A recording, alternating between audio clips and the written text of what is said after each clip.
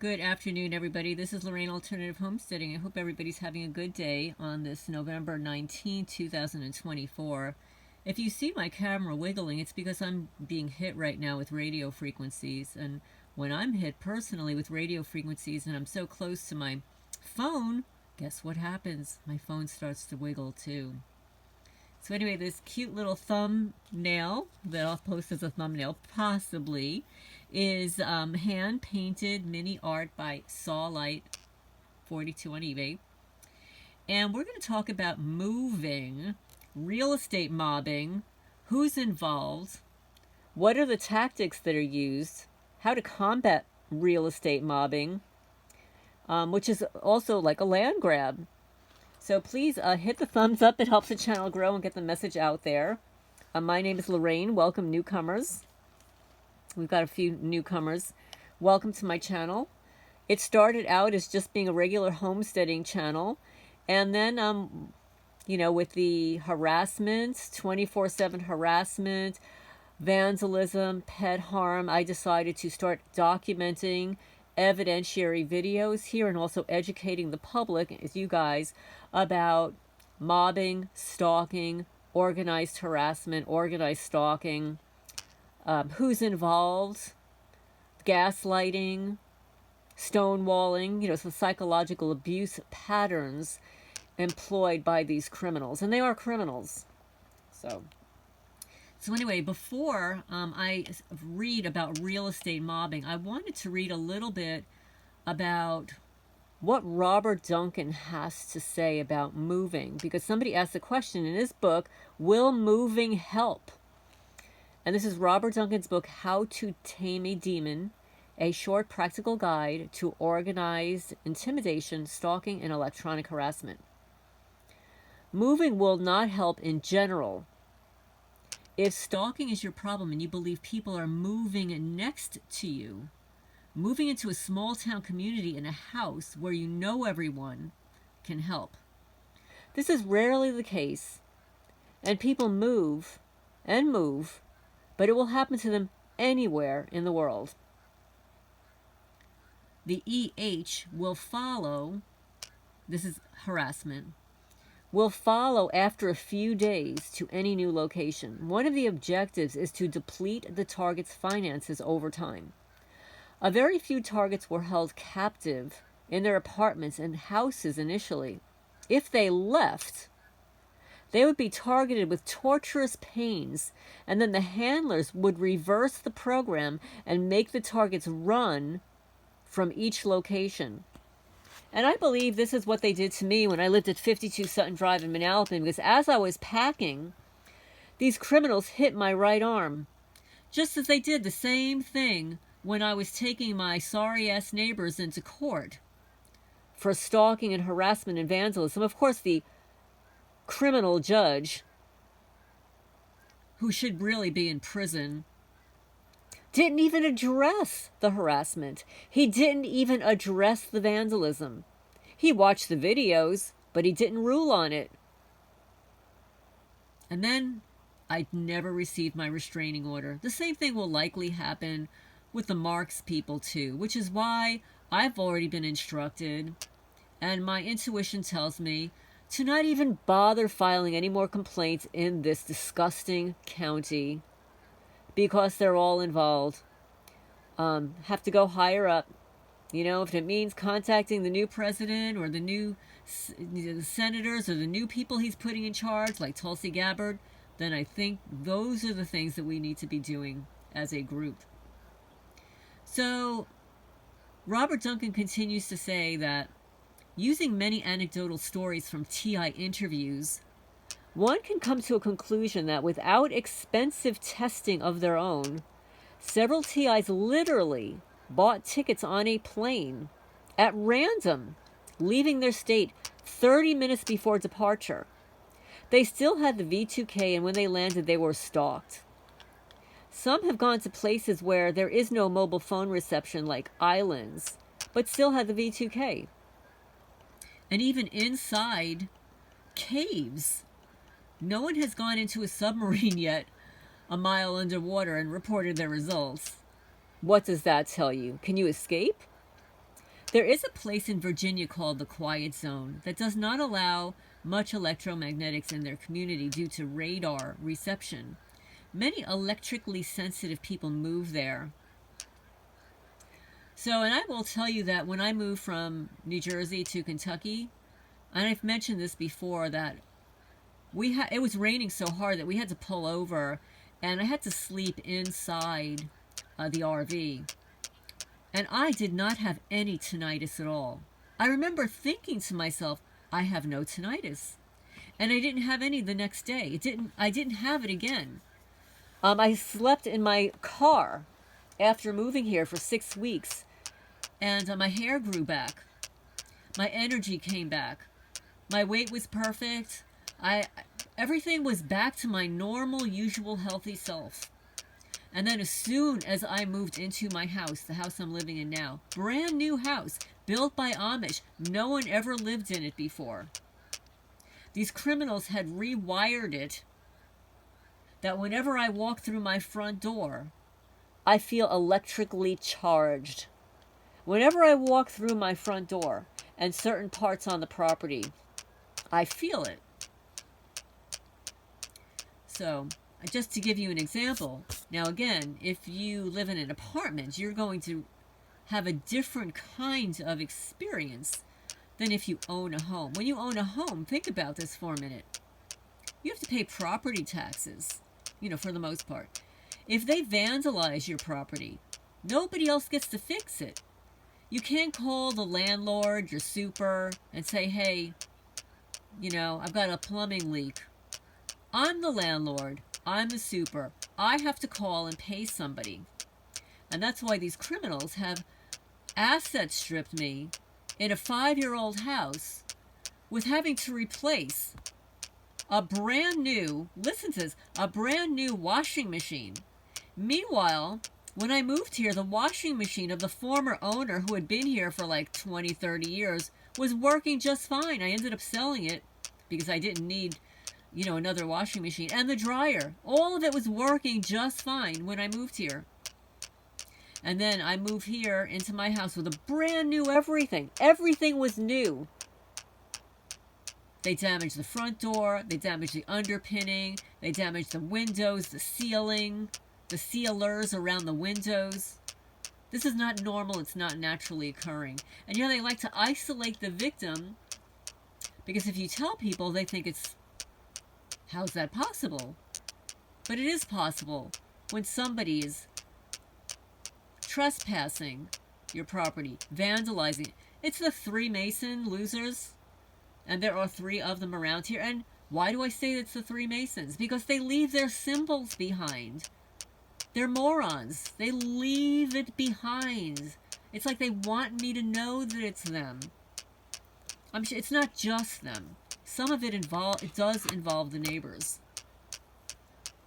So now, Robert Duncan says, will yoga, meditation, and hypnosis work and alter the brain frequencies and let it be harder to clone and adapt to? He says, some TIs have found relief from biofeedback and neurofeedback systems to control the brain into a sound state of mind and body, often called the alpha wave dominant state. There are sounds that create a binaural beat frequency of 8.7 hertz, which is resonant of the earth and provides some relief. Hypnosis works to create empowering messages and diffuse some of the negative messaging the handlers use in V2K on their victims. But remember, there are 2 types of V2K, the kind that you hear and the kind that you can't hear. Like you will hear as if, and some of you have mentioned, that you can hear people speaking in the background on some of the videos that I post. It's not me. It's them. The handler's game is to maximize stress on the target, so everything that can be done to alleviate the stress lessens the handler's power over the target. Unfortunately, trauma and stress induction on the human psyche is cumulative. All you can do is delay the effects and their ultimate goal of control over the mind and breakdown of their free will. So let's talk about what real estate mobbing is, okay?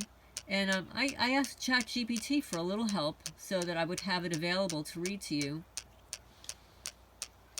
Now, mind you, you have to own property or a home. And a lot of targeted people say, well, if you own a home, if you have this, you can't be targeted. Well, that's not true. A lot of targeted people may not have started with the same physical assets as another person.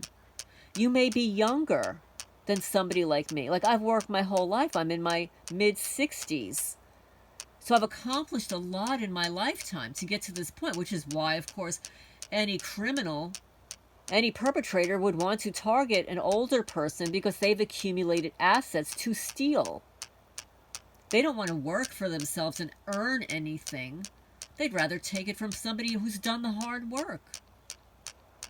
So real estate mobbing is referred to as land mobbing, or property mobbing is a form of harassment aimed at forcing property owners to sell their homes or land, which is not a problem for me.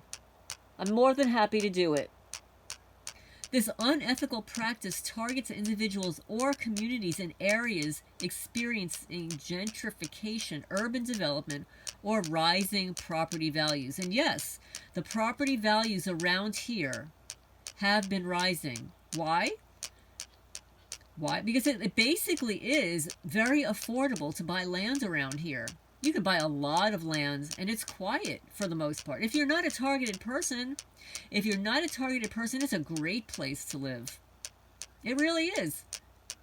It rains all the time. You don't have to worry about water, even though you get charged for a water bill.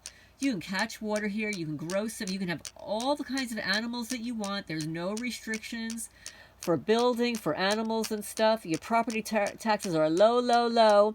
And if you're 65 and older and own 10 acres of land or more, you have no property taxes. It's exonerated. Where? I mean, there are states where that is possible.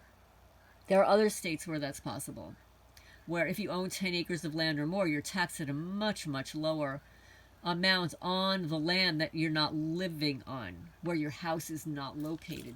So like they'll tax you on like an acre of where your land is located, and then the rest of it is taxed like very, very low. It's taxed as a homestead or a farm. So what is real estate mobbing? Below is a breakdown of the dynamics, tactics, and countermeasures. And you can see how my phone is wobbling. It's because I'm being targeted right now, and so is my phone. Real estate mobbing involves a coordinated effort by individuals or groups to pressure property owners into selling their assets. This is often done to acquire properties at a lower price than market value, paving the way for profitable redevelopment or flipping. So I'll give you an example. My house in New Jersey, 52 Sutton Drive, Manalapan, should have sold for $620,000. Instead, it sold, if I remember correctly, $550,000 or $540,000. Way underneath. And they not only got a fully renovated house top to bottom, they also got a newly installed security system that I left, a lot of items that I could not take with me, like filled oil containers, gas containers, propane containers. They all got to keep all of that. There were a lot of other things that they got to keep. In addition to the fact that I installed all new windows. All new windows. So they got all new windows. That's right. Now, do you know what my former residence is worth? Take a guess. Close to $900,000. That's right. Just in 5 years. Just in 5 years. And the houses around here, houses similar to mine, with maybe 20 acres of land instead of the 65, are going for, all the realtors around here, it's like the same price, $425. They're listing all the houses at $425 because they sell fast. They sell very fast at $425. They actually should be selling at $5. So yeah, so the houses around here with about 20 acres of land are selling for $425. They weren't always like that. You could buy a house for 125, 150, 200, 250. But everything's going up because people want land. And people that are moving from the East Coast, the West Coast, the Midwest, they want land. They want to get out of the big cities, and they're more than happy to pay what people around here are asking for their properties. But the realtors around here, they just want a quick sale. So they lower the prices on the houses that they would just want to sell. And then the properties they want to keep for themselves, they keep elevating. So who's involved? Developers, speculators, these individuals or companies seek to buy properties for redevelopment and resale. Real estate agents, some unethical agents, may facilitate mobbing to secure lucrative deals. Yes, sort of like my former realtor who did not do anything to sell my property. Cassie Foley from Century 21. I'm going to call you out. I'll keep calling you out. Because you didn't sell my property. You didn't try to sell my property. You actually never sent around the new listing cards. You never put the bows on the property that was to indicate that it was for sale. And you never told me about the people who were interested in my property. And you just allowed the listing to expire without telling me. Yes. That's okay. We'll be calling out a couple more realtors. Harassers. These may include hired individuals tasked with creating a hostile environment for the targeted property owner. Now, I'm going to say that this is what I experience here. And the harassers are John and Mary Perky, Eddie and Scarlett Marks. There are other people whose names I do not know. Ross Murray, the county lawyer, who these people report to. The sheriff's department, who does nothing to investigate the vandalism or trespassing or arrest anybody that's engaged in these activities. Everybody wants their little hands in the pocket. So I'll give you an example that when I listed a portion of my property for sale last year with Cassie Foley from Century 21, initially I liked her a lot. I really felt that she was going to sell my property.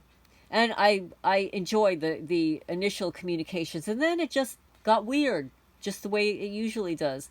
What happened was people were calling her, mobs of people, harassing her, that they can't sell that piece of land because it was promised to somebody else. Really? My legally surveyed, paid for land was promised to somebody else?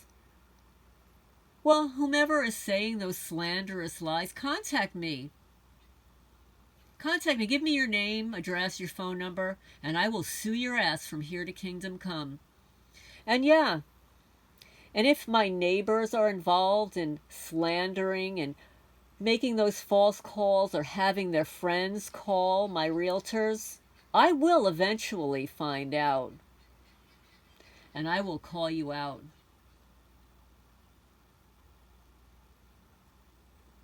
The tactics used in real estate mobbing. There's psychological harassment, persistent noise disturbances, loud music construction, spreading rumors or defaming the owner to isolate them socially. Well, that absolutely happens. I mean, Eddie Marks went right up to one of my workers here and asked them to vandalize my property. He was probably paid under the table, and then he had no contact with me after that. Yeah. Legal or bureaucratic pressure. Filing baseless complaints to authorities about the property or its use. Sort of like when Scarlett had the audacity to call the sheriff's department that litter was on the county road. When the litter was actually dumped on my property and my landscaper had to complete working. The only way for him to complete working was to move the offending trash that was dumped on my property. But Scarlett was right there to file the complaint. Oh, yeah, she had to say, oh, my son-in-law. It's not your son-in-law. Keep saying it's your son-in-law. It's not your son-in-law. Filing baseless complaints to authorities about the property or its use. Mind your own business. issuing code violations or other legal challenges, manipulating zoning laws to make the area less desirable for the current owner. It's sort of like when Judge Gabbard, our county executive judge, decides he's going to pour concrete. He's going to pour a slop mess of concrete on the border of the county road. Just like a leftover slop mess. It looks horrible, disgusting. Or the fact that he built a corrugated tube underneath the county road when it needed to be repaired a couple of years ago. It never existed there before. But it's rerouting water. Where is it pointing? Right towards my trees on my property and my land.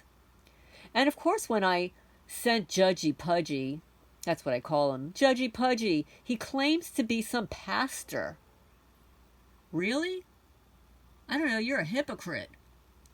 Oh, you're a pastor preaching the Lord to the Lord, preaching to Jesus, preaching. But you're violating the rights of other people in the community and lying through your teeth. You rerouted water onto my property and were non-responsive to any messaging about it. Totally non-responsive. Financial manipulation, artificially inflating or deflating property values in the neighborhood. Limiting access to essential services or infrastructure to decrease the appeal of staying. Community isolation, encouraging neighbors to ostracize the property owner. Oh yeah, well, we've already got proof of that. Just look at Neighborhood Wars on A&E, April 11, 2023. Yeah, you get to see both of my neighbors. You know, the Berkeys. The one with the black ski mask tearing down my gate on my legally surveyed property. And yes, Paul, a subscriber, mentioned on that video, he said, has your neighbors ever presented their land survey? To answer your question, no. They don't have a land survey. Do you think that they were going to pay to have their land surveyed to prove the fact that they don't own my land? No, they weren't going to do that. But hey, why do they have to when they've got in their pocket they've got their little pocket, Ross Murray, the county lawyers, in their back pocket, vouching for them, always threatening me with eminent domain. Keep it up, lawyer. You too might end up on the Brady list. Document how to combat real estate mobbing. Document everything. Keep detailed record of all incidents, including dates, times, and witnesses. Take photos or videos of vandalism, trespassing, or other harassment. Well, I do that. I've been doing that for 5.5 years. That's right. And then, I have been documenting it to the neighbors in their cease and desist letters. And I'm still working on another one. I just haven't been in the correct mindset to get back into the legal stuff. But I will. I promise. Ask my ex-husband. I told him that one day I was going to divorce him. I could see it in my mind's eye now. I'm having this argument with him at the top of the stairs at 52 Sutton Drive. And I said, one day, I just said it really calmly. I said, one day, I'm going to divorce your ass. And he just laughed at me. Ha ha ha, ha ha ha. Well, 3 years later, he was unpleasantly surprised when he was served with divorce papers. So anyway, just saying, it might take me a little while, but I'll get there. And especially if my property doesn't sell, I'll have all the time in the world. Consult an attorney experienced in property law or harassment cases. File restraining orders against individuals if threats or intimidation occur. Well, that hasn't worked here. You want to know why? The way it works is Ross Murray has to kind of sign off on those things. Yeah. I brought him all the evidence humanly possible. When they tore down my gate, I had a signed witness statement. He refused. He refused to sign the papers. Yeah. Shame on you. Yeah. That's okay. Don't worry. My Muck Rock account will soon be restored. Maybe it won't be soon. It will be restored. By 2025, my Muckrock FOIA request account will be restored. Report unethical practices to real estate boards or local government. That's on my list of things to do. I've got a huge to-do list. Community engagement. Build strong relationships with trustworthy neighbors. There are literally very few trustworthy neighbors. They're all in on it. And the ones that are trustworthy don't want to get involved. They're afraid.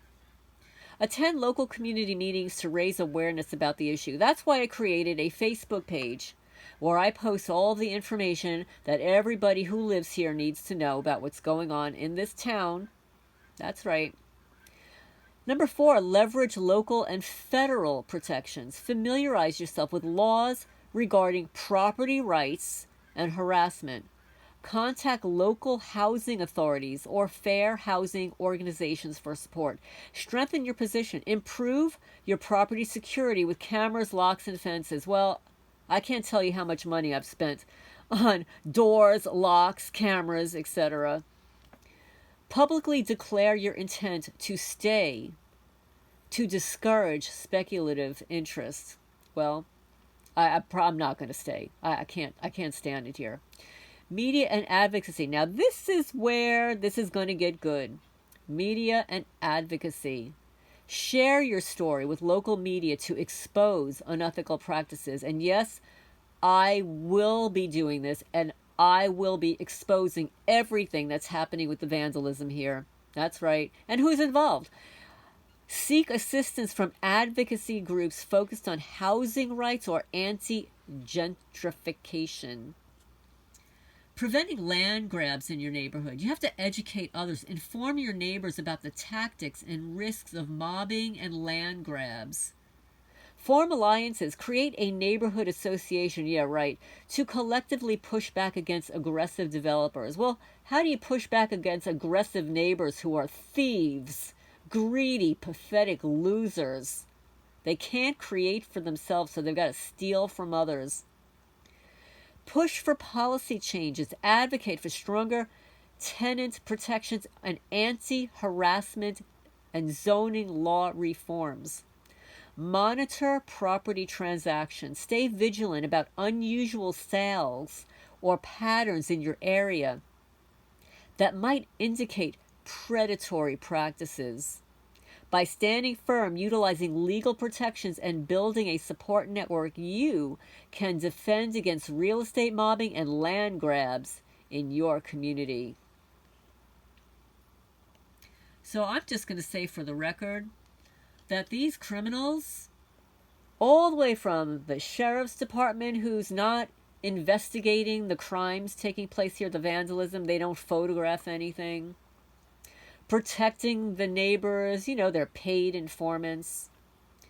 Ross Murray, who won't file the complaints against them, coerce witnesses and stuff, which is against the law, by the way.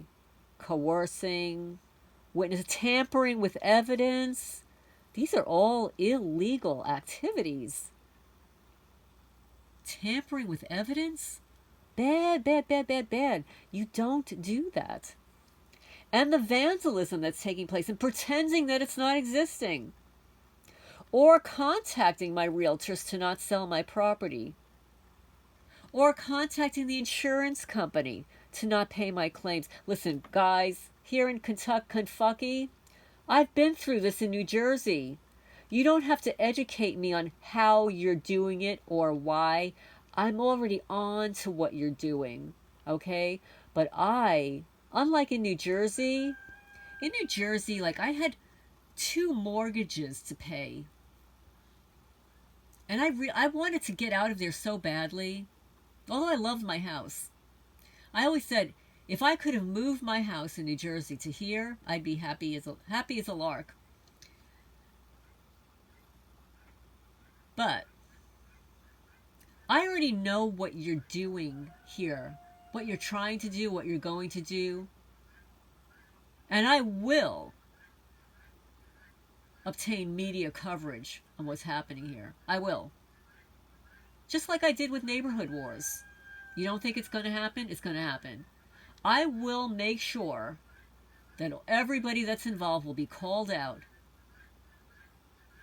and that somebody come and investigate the vandalism, and that I receive a restitution and what my property was worth before the vandalism. And don't worry, I know how you work it. They did it in New Jersey. They waited 3 years so that I was desperate to sell my property, and then they sent in their copper to buy it. He didn't even look at the backyard. He walked in and walked out. Literally, he was in my house for 3 minutes. Made me an offer. They already knew. They already knew my house was undervalued. And he got a steal. Well, that's not going to happen here. So you can, all little weenies around here, all you little greedy effers, and Mr. Murray with a real estate license too, right? You have a real estate background or whatever. I don't appreciate your threats from when I first moved here about eminent domain. By the way, my neighbors next door, they also have property on both sides of the county road. But they don't have a survey. I do. I know what I own. And I know what's mine. I know what I paid for. So stop harassing me. And stop employing my neighbors to harass me. It's not cool. It's not becoming of an attorney. Oh, and also, just for the record, the sheriff's department doesn't report to you. It's kind of the other way around. Yeah, they're actually above the county lawyer. Like the sheriff's department, it's literally the law of the land. And actually, according to Stephen Friend, the FBI whistleblower, the sheriff can turn away any corrupt federal program that comes into the community. So if for some reason the sheriff is allowing these horrible things to happen to any alleged targeted person in the community, it tells you that they're corrupt because they're allowing it in their community. I'm just saying that's what the FBI whistleblower said.